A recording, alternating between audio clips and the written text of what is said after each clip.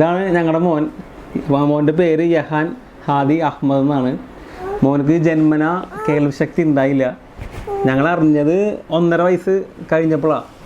അവനക്ക് സംസാരിക്കാനുള്ള ഇതുണ്ടായില്ല. അപ്പോൾ സംസാരിക്കാത്തതിന് പേരിൽ ഞങ്ങളൊന്ന് അന്വേഷിച്ചു. അപ്പോൾ എൻ്റെ ഒരു റിലേഷനിലെ മാമാടെ മോൻ ഡോക്ടറാണ്.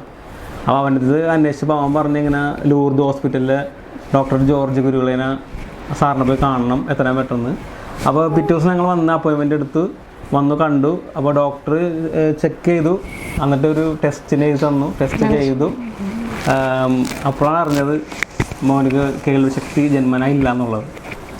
അതിനുശേഷം ഞങ്ങൾ ജോർജ് സാറ് പറഞ്ഞു ഞങ്ങളുടെ അടുത്ത് ഇങ്ങനെ ട്രീറ്റ്മെൻ്റ് ഉള്ളത് സർജറിയാണുള്ളത്, കോക്ലിയർ ഇംപ്ലാന്റ് എന്ന് പറഞ്ഞ സർജറി.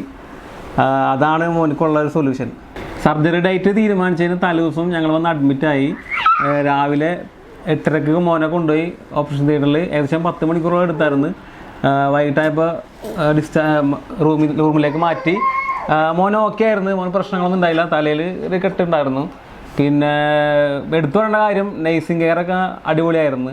നല്ല ഫ്രണ്ട്ലി ആയിരുന്നു നഴ്സുമാരെല്ലാവരും. ഡോക്ടർ ജോർജ് സാറാണെങ്കിൽ എല്ലാത്തിനും സപ്പോർട്ടായിരുന്നു. എപ്പോൾ വേണമെങ്കിലും സാറിനെ വിളിച്ചോളാൻ പറഞ്ഞിട്ടുണ്ട്, മെസ്സേജ് അയച്ചോളാൻ പറഞ്ഞിട്ടുണ്ട്. ഞാനപ്പോൾ ഡൗട്ടുകളൊക്കെ വരുമ്പോൾ സാറിനെ വിളിക്കും. സാർ അപ്പോൾ തന്നെ അറ്റൻഡ് ചെയ്യും, എല്ലാം ക്ലിയറാക്കി തരും. എല്ലാത്തിനും സപ്പോർട്ടായിരുന്നു ഡോക്ടർ. എല്ലാത്തിനും ഉപരി ലൂർദ് ഹോസ്പിറ്റലിന് ഒരുപാട് താങ്ക്സ്.